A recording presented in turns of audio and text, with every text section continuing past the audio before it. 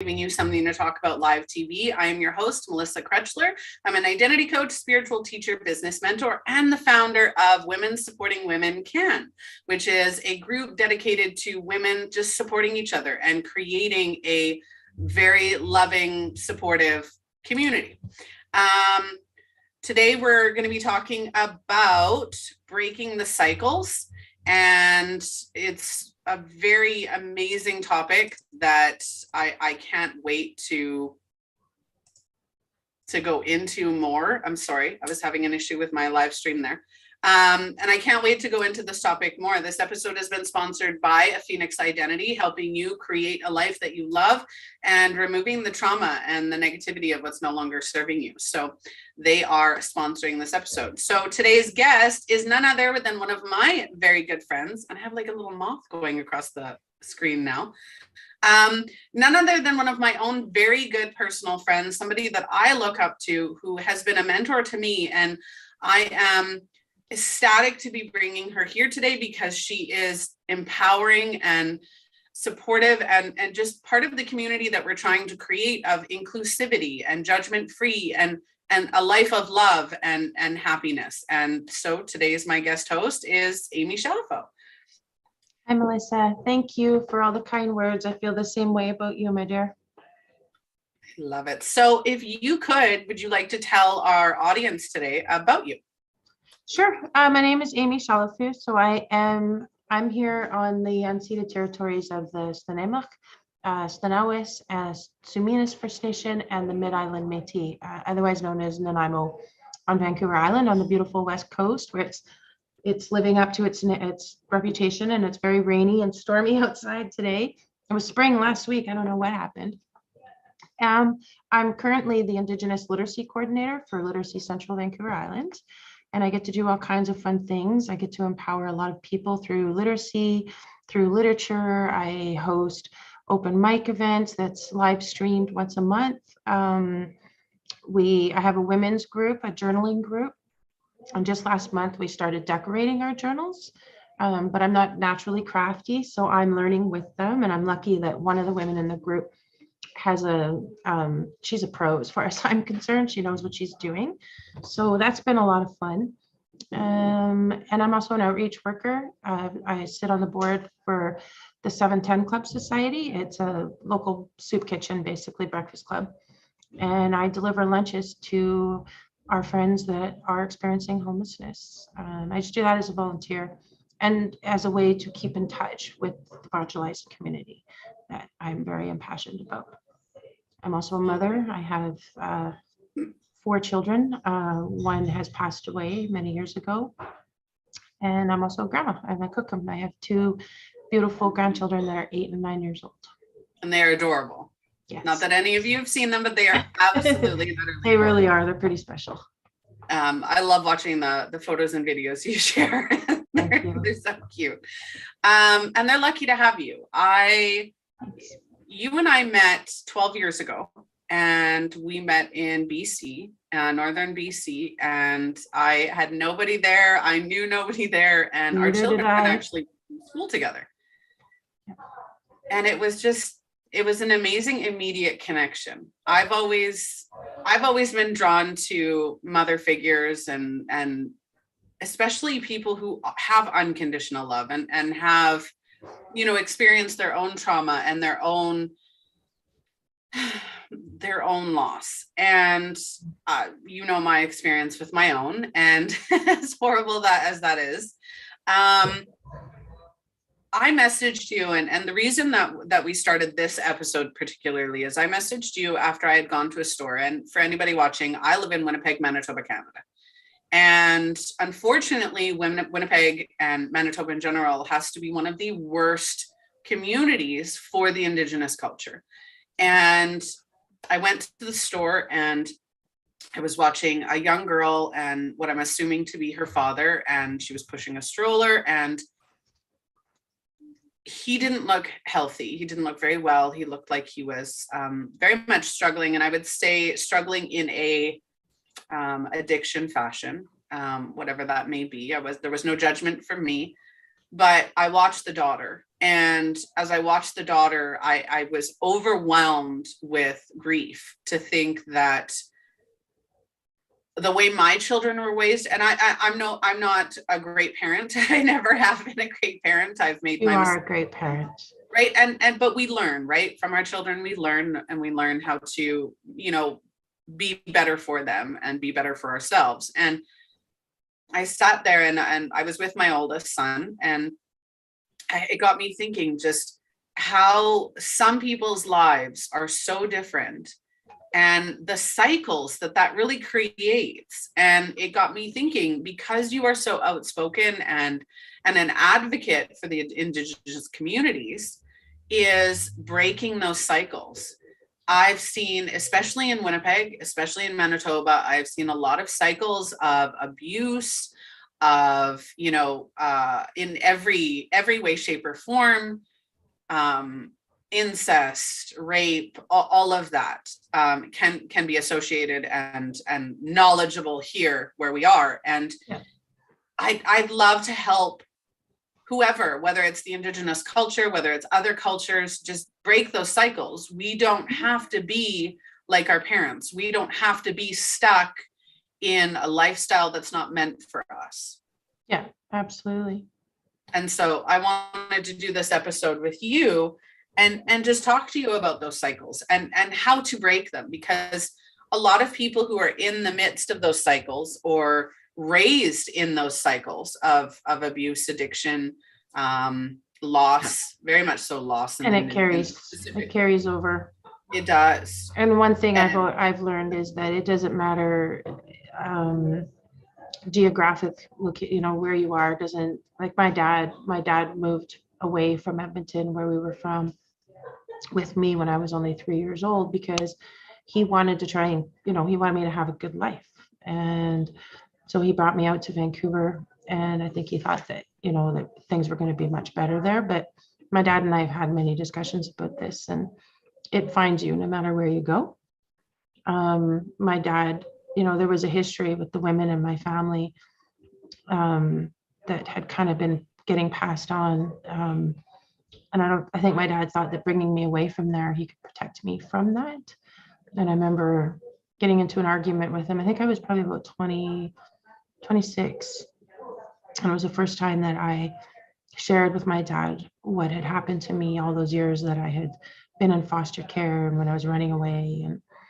And he was horrified, of course. He was, upset to hear that this had happened to his only daughter. And but I remember I went through a phase where I was really angry at him. I thought, well, maybe if you'd told me that this was happening to all the women in our family, maybe it wouldn't have happened. But we don't know that, right? I was just a phase that I needed to go through. I needed to go through that anger towards my dad. My dad and I are really close now, and we talk about these things all the time. We actually went to university together and did our degree in Indigenous studies together.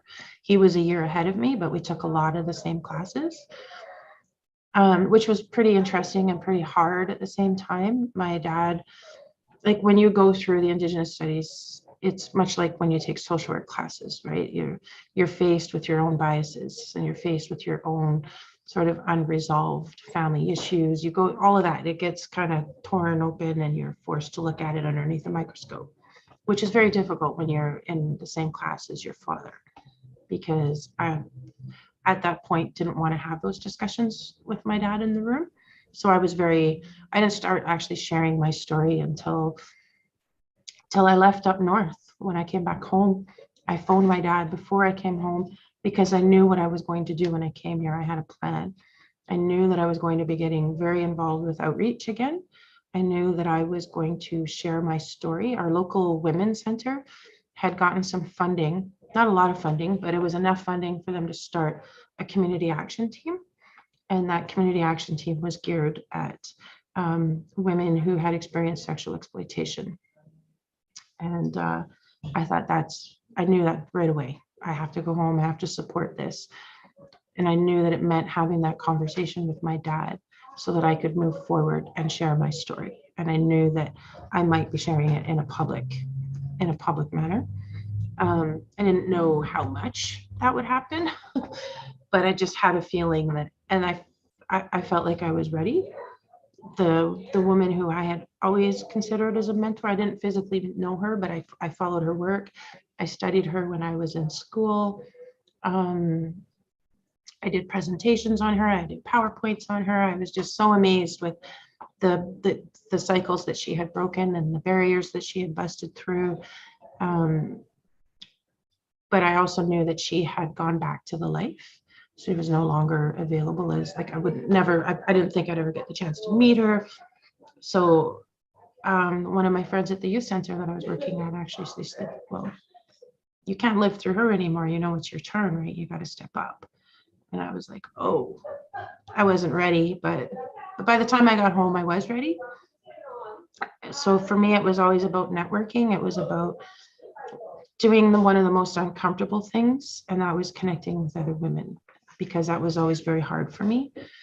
I've always had like one or two close women in my life. Like when I was up north, you know, you and I connected. I also had another friend in the same town, and I still stay in touch with both of you. You're both very, very near and dear to my heart. But as far as like, you know, reaching out to like networks of women, I wasn't comfortable with that. But I became comfortable with it. And I learned very quickly that when women gather and support each other instead of tearing each other down, that amazing things happen. And the more that started to happen, the more I became comfortable, and I wanted to be a part of carrying that forward. So that's a big part of my work and what I do now, right? With the Indigenous community, of course, I, as you know, I grew up without very much of my culture. And I grew up in a non-Indigenous neighborhood, a non-Indigenous school. Where I was growing up, it was not okay to be different. Not just Indigenous, it was, you know, BIPOC, period, you know, as well as LGBTQ. It wasn't safe to be different other than the mainstream, right? So it took me a really long time to unpack all of that. And it was actually, you were talking about learning from our kids. It was my son who encouraged me to get back in, you know, to learn about my culture. And so I started passing on the little bit that I did know to my son. And that kind of, yeah, so he helped me start that. Yeah. It's like my son, and you know my son. Yeah. My son was the reason I started everything that I do. He's the reason I went into coaching. He's the reason that I went in and I started a Phoenix identity, and I wanted to create something different and help him reclaim his identity and who he is, and that's so important. And how to do the everyday things he needs to do. Yeah. And you know, he's so different now, right? And our relationship is so close now, where, you know, a few years ago we weren't talking, and it's a lot different. But the cycle was definitely there. Talking about breaking cycles, the cycle was definitely there for us, in that, you know, the way that I was treated and the way that, you know, he was treated, and the manipulation, and our family was very big on manipulation. Everything was a manipulation, right? If, you know, it was conditional love, it was, and I've always fought against conditional love. I've always given and expected unconditional love, because that's something you're entitled to. And first and foremost, that comes from yourself, right? You have to have unconditional love for yourself, and that's all parts of you. You know, your past, your traumas, your life cycles, the way you've been raised, the things that you've seen. So breaking the cycles is a huge thing for me, because I never wanted to be like my parents. I never wanted to. I was molested as a child. I, like you, I turned to work that I shouldn't have turned to, but it made me more compassionate, and it made me stronger, and it made me understand people in a different way and be able to connect without judgment, right? Being able to connect to something bigger than yourself, or, you know, and I've shared it on the show once before, I was a sex worker growing up. Same. And within that, there was always the judgment. Oh, you're a, all these names that they throw out, promiscuous, slut, all of that. We're And judged, and yeah, absolutely. I can't tell you how many women I met throughout that time that were either forced into it by a partner or forced into it because they needed to support their family, right? It wasn't because that was the easiest thing to do, or They were also part of a cycle. exactly. I was actually recruited on a gym class, grade 8, by an older girl who was also being exploited. So Yeah. I don't hold any blame towards her at all, because it was happening. And mine was similar as well, right? Where it was a friend of mine who, traded it for favors, and it spiraled out from that. So Yeah. There's a process, right? And for a lot of people, and for anyone looking to break cycles, it's not about changing your whole life. It's about knowing what the cycle actually means, right? And knowing your role in that cycle. Everything that happens to us happens for a reason. Now, I while live I'm not by saying, that. I really do. I'm not saying that we want negativity to happen in anybody's life. We don't, No. right? But it's a guarantee. That is one of the only guarantees of being alive, is that you are going to experience traumatic, life-altering events. And those events don't define you, or don't define your future or your inability to move forward. They make you stronger. But I was just going to say, in fact, it's almost the opposite, right? Like, you can pull positive. There's always something that comes, and I never believed that when I was young, but when my daughter passed away, I had a daughter that, well, you know the story. I had a daughter that was murdered in 92, Christmas Eve of 92. And I remember when I got up to speak, I did the eulogy at her service. I don't remember much of the service. It's kind of fuzzy, but one of the things that came to me was that, and that I spoke about that day, was that I did not want her death to be in vain, right? I wanted her story to be shared. I wanted her story to be told, and whatever teaching or learning came out of that, I wanted that to happen. Yeah. So 15 years later, almost to the day, when I was working in the women's shelter, emergency homeless shelter here in Nanaimo, I met someone that was very connected to my daughter, and we clued in because I was sharing the story, and she finished the story for me. She got all excited. She's like, "Oh my God!" She's like, "Yes, I know who you are. You know my son," and yeah. So it took 15 years, but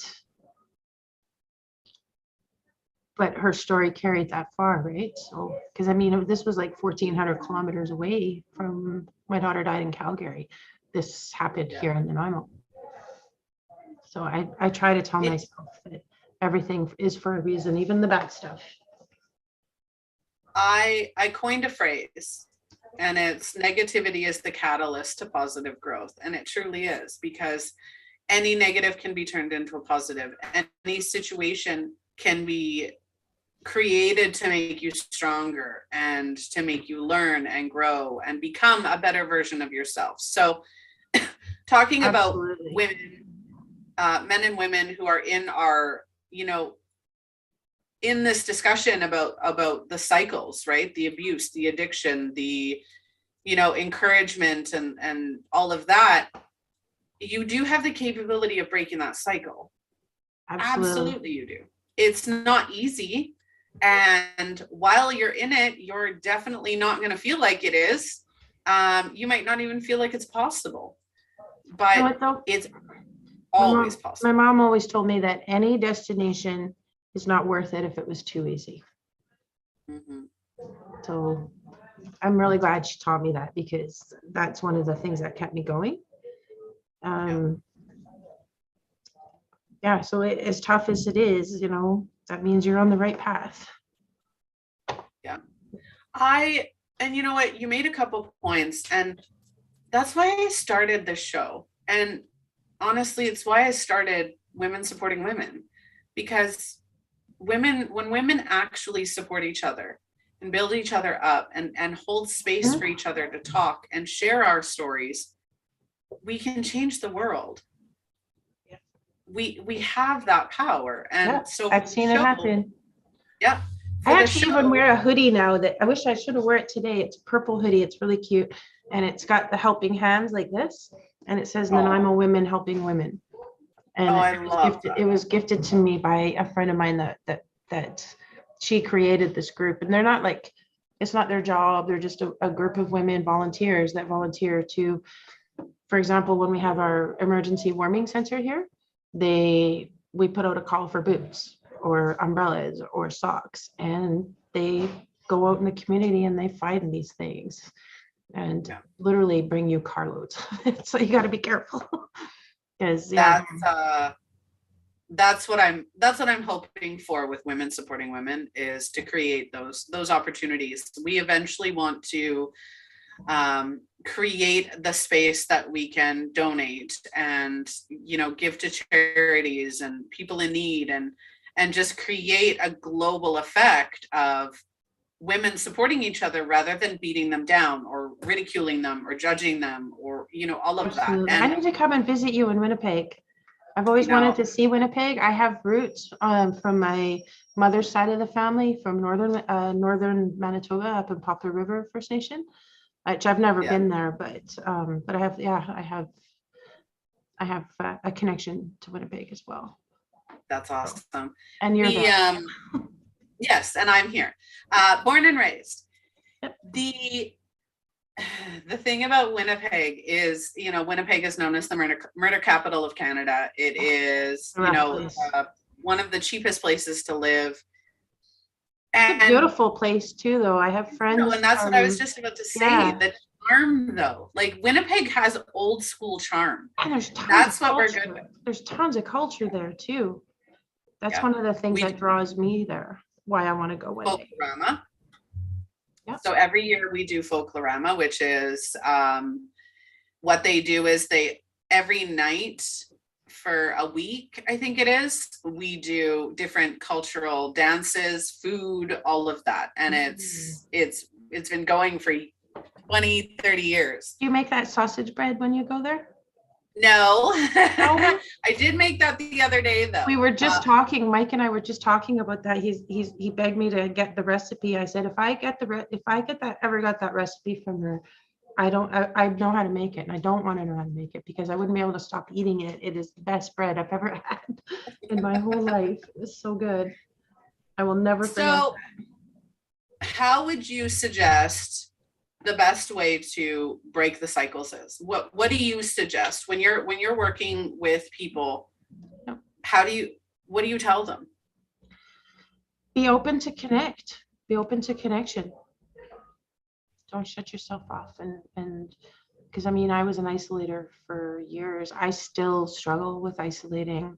When I'm not working, I still have a habit of shutting down for the weekend, but I forced myself to get out and have coffee with people that I know care about me. And that's the other thing too, is recognizing the energy that you allow around you.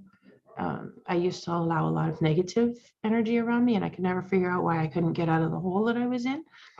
Now I surround myself with like-minded people and people that make me feel good when I'm around them, right? So for me, the big piece was learning to recognize that energy. How do you feel when you're spending time with somebody?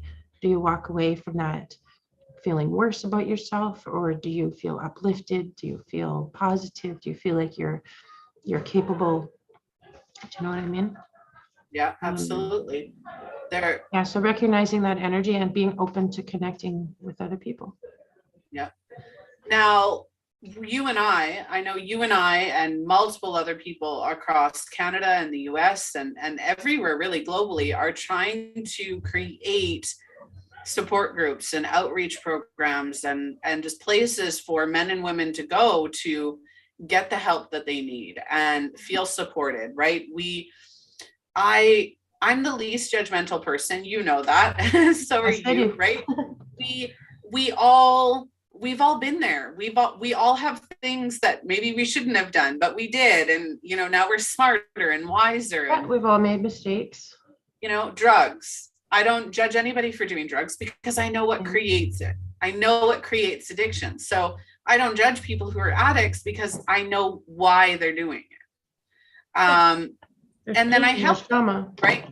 Right. And yeah, and then you go back and you're like, okay, let's help you deal with this, right? And depending on the sphere that you're in, people who are in careers that maybe they shouldn't be in, like we were, yeah, I don't judge them. You're doing the best that you can what you have, exactly. with what you have. Every mistake, every failure, and I always quotate that, every failure or mistake that we have in our lifetime is just a lesson. It's a stepping stone. Winston Churchill said that it was failure are the stepping stones to success. And I actually twisted that. But they're springboards. If you ever notice, they're springboards. They're not stepping stones, they're springboards. A gymnast runs across the platform and they're running and they're running and running, and then they hit that springboard, and that springboard launches them over. Very true. Right? I wouldn't be where I'm at. I wouldn't be able to have this beautiful space to work in, have the life that I have, if I hadn't made all the mistakes that I made, because my career is literally based around it. Mm-hmm. Mine too. Everything I do every day, from the moment I wake up, I'm out the door 7:00 in the morning.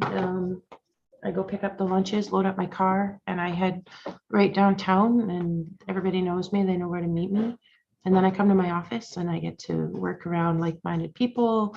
I have an employer that is phenomenal. She's never turned down any of my ideas. I went to her and said, can we start a podcast? And she said, yep. She helped me get the gear. We made it happen.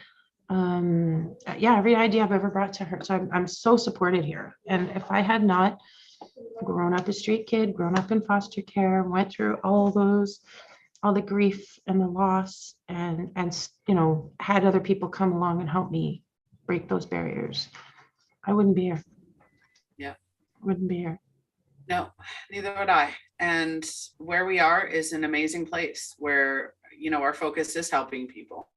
And so I'm so proud of you and happy for you that you're doing this. You're helping a lot of people, and you're providing a platform for people to have, you're amplifying their voices. So I'd like to thank you for that.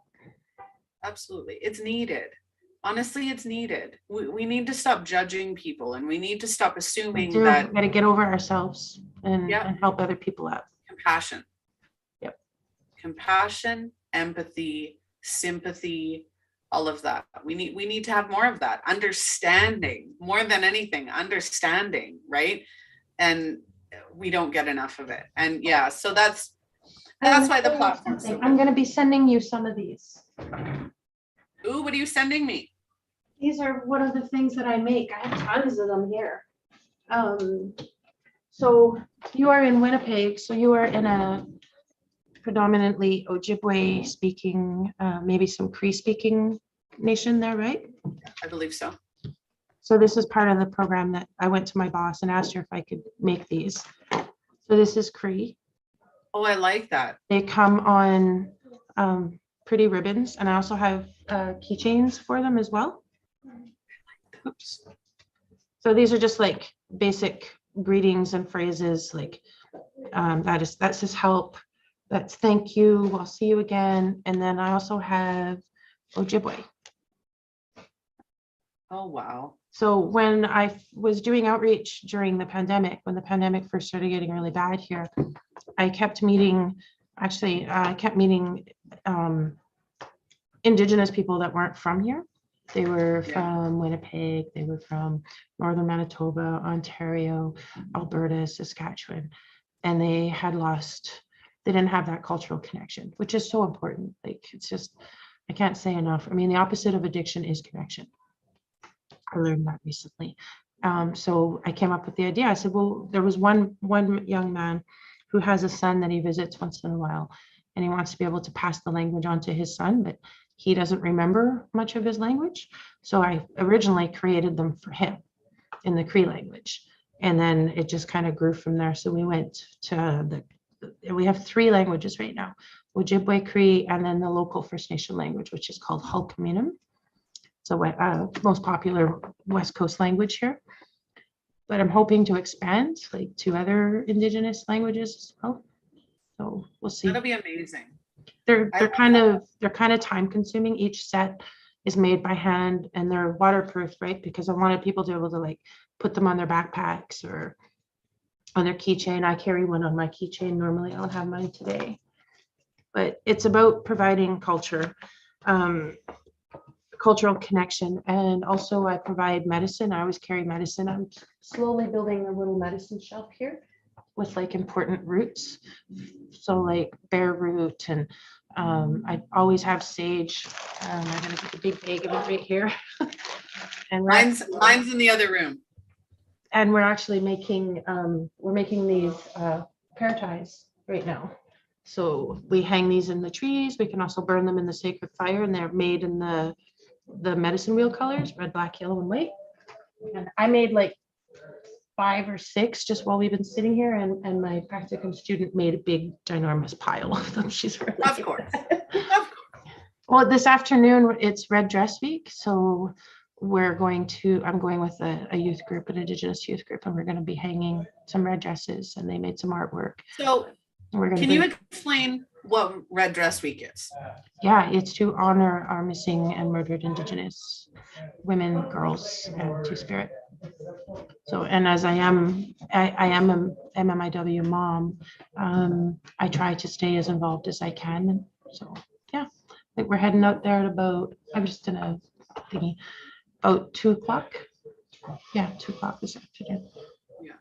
But you're 2 hours ahead, aren't you? Yeah, you are. Yeah, it's 2:30 here. Yeah. So for people who are in that cycle, let's talk especially Canada, because we're in Canada, we're close neighbors to the US.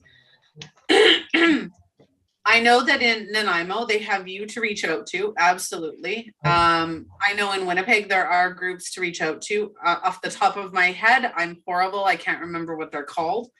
But there are groups to reach out to in Winnipeg as well. We have the Bear Clan there too. Yeah, I really wish we had the Bear Clan here. We're so desperately in need of something. Their work, I'm such a big fan. Yeah. I follow them on their social media and watch what they do, and I think we could learn a lot from them.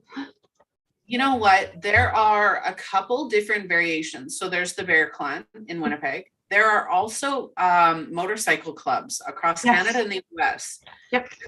And for anybody who's watching who is in a life-altering, childhood or life cycle, right? There is help.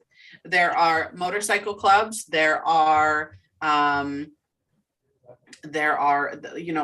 Bear Clan, and what they do is they help people feel safe. They help people feel safe to, out their abusers if they're being abused. They connect them to resources. Provide them with resources. I've connected with a few. I think there was one near Fort St. John in Grand Prairie while I was living up there that I connected with, and they're amazing initiatives for people to find help. I highly recommend that anybody and everybody who's struggling to break the cycles, the first thing I want to ask you is, this is for the adults or even the young adults or the teens that are going through those cycles. If you're worried about breaking those cycles, ask for help. Absolutely. First and foremost, ask for help. Absolutely. Don't ever be afraid to. Actually, I think it's one of the bravest things somebody could ever do is to reach out, because it is difficult. Acknowledging it is the first step. It is difficult when you've always been alone and always gotten used to doing things on your own and not relying on somebody. It is a huge act of bravery to finally say, I can't do this alone. I need help. Yeah. And you can feel free to reach out to myself or Aimee for that. Always. Yeah. We're always here. Our doors are always open. If we can't help, we will forward you to somebody who can, with love and somebody that we trust, for sure. Mm-hmm. The other thing to remember is, if you were in a cycle of abuse or addiction or anything else that was, like that life altering, challenge that you faced, ask yourself whether you want your kids to experience that. That's another thing, is asking that question holds yourself accountable to breaking those cycles, right? If you That's didn't a tough do it, one. they won't. Pardon me? That's a tough one, watching your kids suffer with that. Yeah. But it's something else, seeing them overcome that, like my son, right? It'll be a year next month for my son. And I remember you going through that. He's been coming on speaking engagements with me. He's sharing his story with the BC Center of Substance Use on May 17th, I think. You know what? Somebody mentioned something to me the other day, and I really want to bring it up today, is that the people who do the most help are the people who've been through it, are the people who understand it. You can go to, and I'm not saying doctors, and I'm not saying doctors and psychologists and therapists. I'm not saying they're good at that they're not good at what they do and that they don't help. I'm not saying that. I'm all for multiple avenues. But there are methods and mindset that just isn't common knowledge and just isn't in what's being taught anymore. And I've had clients come to me, and this isn't a promotion. This is just, I want you to understand, anybody listening, because Aimee understands, is that I've had every single one of my identity clients, every single one has experienced a trauma. Every single one of them has been through counseling, and every single one of them was in counseling for years before coming to me. When they came to me within 6 months, that trauma was changed and they didn't need me anymore. When you've gone through it and you understand it in a different way, it changes the game. It does. I agree. And that's why our stories are so important. Mm-hmm. Absolutely. Right? There's a lot of power in sharing stories. Yeah. And that's what you do with your podcast, right? Your open mic night and your podcast is share those stories. So tell us a little bit about provide a platform. The open mic, we have open mic nights here in Nanaimo, but for people who have experienced depression, it's often uncomfortable for them to attend mainstream events like that, and poetry nights and that sort of thing. So here at Literacy Central, we're right smack dab in the middle of downtown Nanaimo, and I already have a connection with a lot of people. So my son is one of the ones. He comes, he brings his guitar, and I, reached out to other poets that I know and storytellers. And it's basically, we just want to provide a safe platform for people to come and practice their craft, whether that's music, poetry, spoken word, storytelling. And we live stream it as well, so that if somebody's not comfortable coming, they want to see what it's all about, they can watch us on YouTube. Or musicians or poets that aren't here in Nanaimo, if they want to attend. There's one in the Okanagan that I've been trying to connect with to get him on the show too. So it's just to provide a free platform. None of our services, there's never any fees. Yeah, for sure. So what about the podcast? Tell us about the podcast. So the podcast is called, you can find it under Literacy Central Vancouver Island on just about any podcast site. But it's called Red Feather, and I interview knowledge keepers and knowledge seekers. And it started because of the pandemic, because people had no access to elders and teachings and culture. So that was originally what it started, and it's just kind of grown from there. But I hope to bridge the gap between knowledge keepers and knowledge seekers. It's reminding me of a story. When I was growing up, I was probably about grade 9, I believe, and I switched schools, and I registered myself into a school. and it was a alternative learning class. And in that alternative learning class, we learned differently. It wasn't a slow class. It was just alternative learning. Just learn it a different way, yeah. In a different pace too, right? And so we had what was then called Native Studies. At that point in time, we had an elder come in, he would teach the class. We did Indigenous foods, we did Indigenous culture. I learned about the specific culture that we were learning about was men and their hair, their luxurious hair. And the importance of it. Yeah, and the importance of it when it's cut. I know that one of my classmates ended up cutting his hair while we were in school, and it was because he had lost his grandfather. And just the lessons we learned, I went and did this was before I realized I was allergic to the heat. I went and did for the life of me. Our hair holds our history, holds our stories, holds everything. I love. And see, I've always loved that because I've always loved having long hair. That's why I named my book. Did I send you a copy of that yet? I don't think so. No. It's called The Unbraided Braids. And it's yeah, in memory of my daughter, because I was thinking about, the fact that I would never be able to braid her hair, right? Yeah. And that's been a really big thing, was that, I just kept having these visions of me being able to braid her hair. And that's where the name came from. I first wrote a poem about it, and then I decided to name my book after her as well.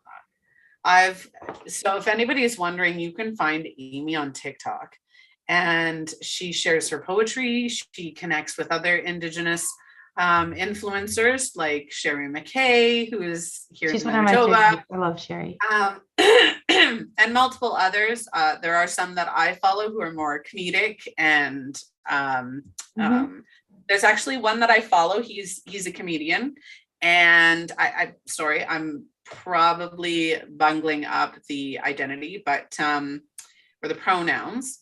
Because it's all about being an auntie. And yeah. Oh, there's a few like that. What do you remember? Laron, is it? Oh, I think it is. Oh, I don't want to butcher the name, but I know, yes. Shay Laron. No, I'm messing it up too. Something along those. Yes. Yeah. But quite interesting. And being raised in Manitoba, right? I've seen the worst of the Indigenous culture. Oh, they're the one that does the makeup tutorial with the bun highs, high up to the creator, and I know the one you're talking about now. Yeah, and so, but it's funny because I have Indigenous in my culture as well. Not as prevalent, and you couldn't tell because by skin tone you definitely couldn't tell. Which is fine because I'm allergic to the heat and can't tan anyway, so bugger you all.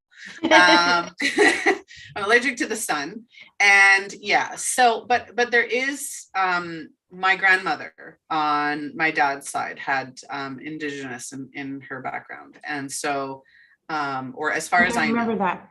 Yeah, I think I remember you. And I've always been interested in the Indigenous culture, and I know that for myself, it's over the last 2 years, I've been immersing myself more into the Indigenous culture and knowledge because of everything that's gone on and just the pain, right? The pain I felt even. I didn't experience it, but I felt the pain. As a universal, I'm a psychic medium and an intuitive and an empath, so I felt the pain over the last couple of years with, the residential schools and the missing and murdered Indigenous women. And it's horrifying and disgusting. And I just wish there was more that could be done to change it and protect them, because they need to be protected.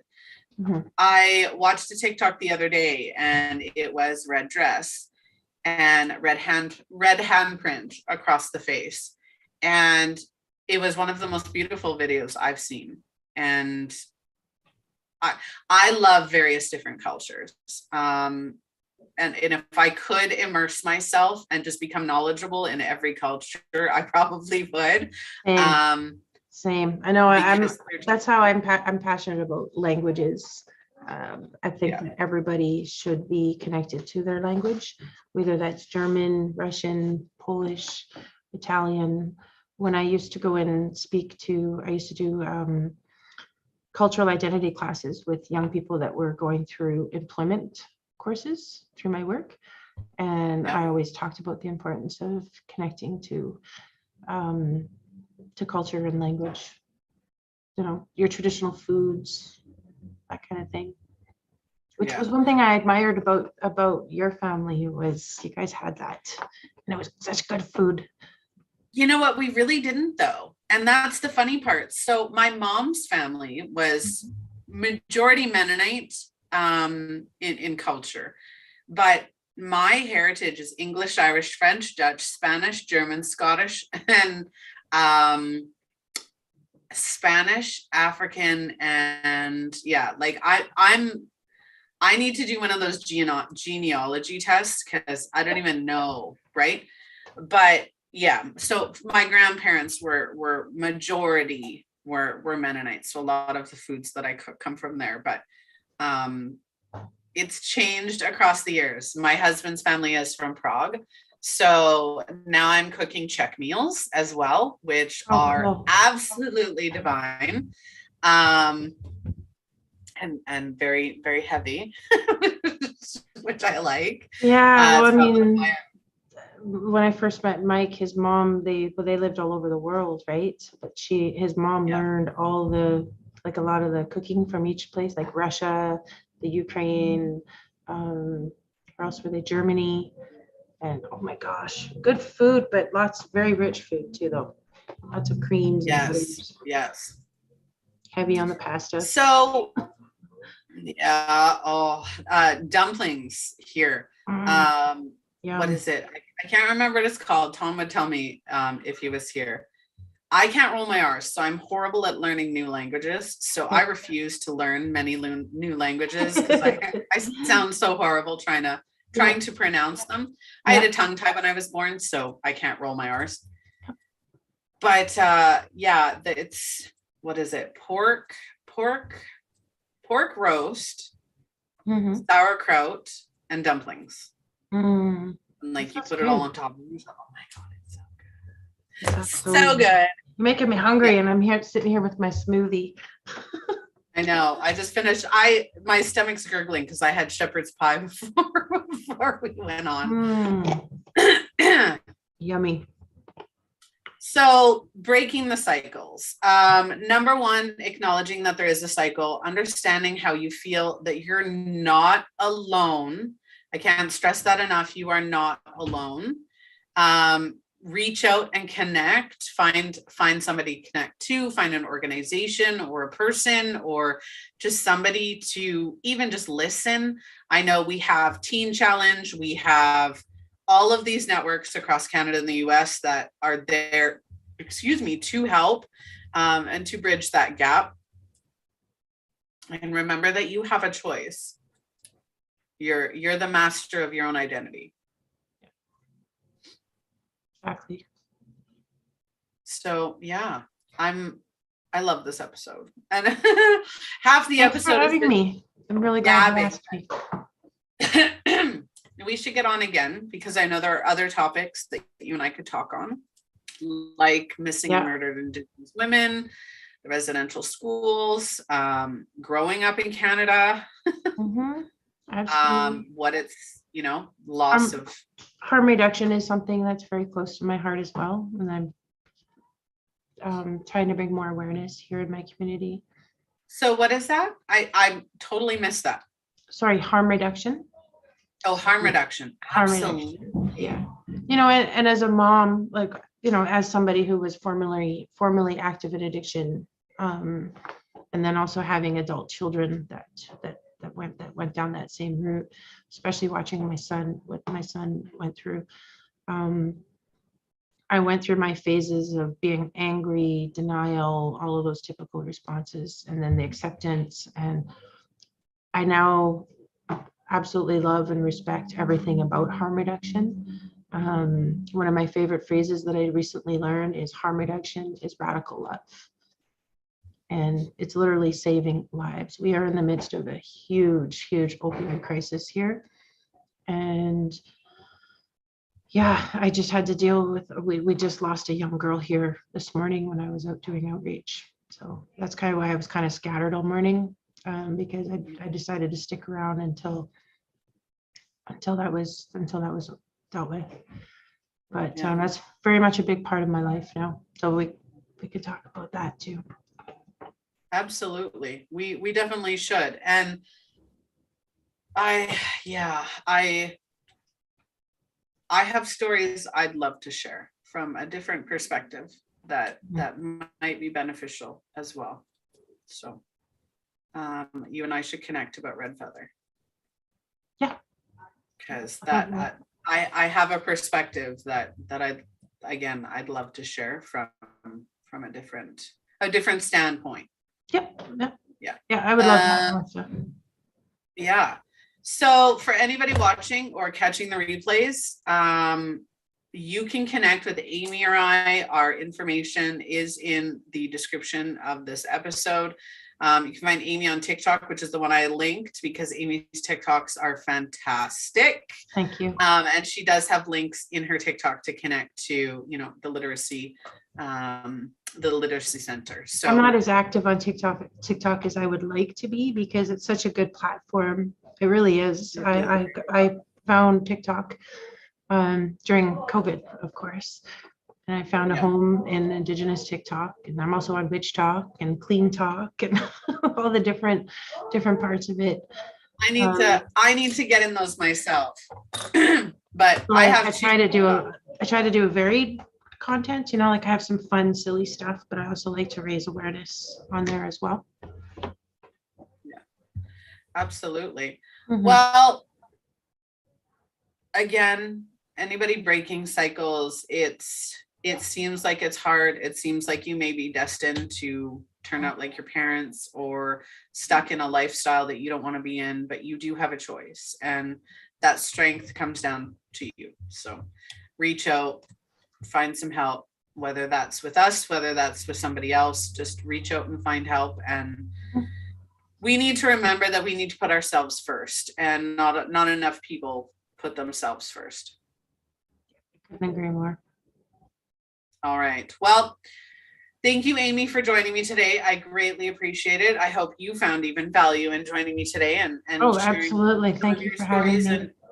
Thank you for having me. I'm a big fan, and I'm very, very happy for you. Why, thank you.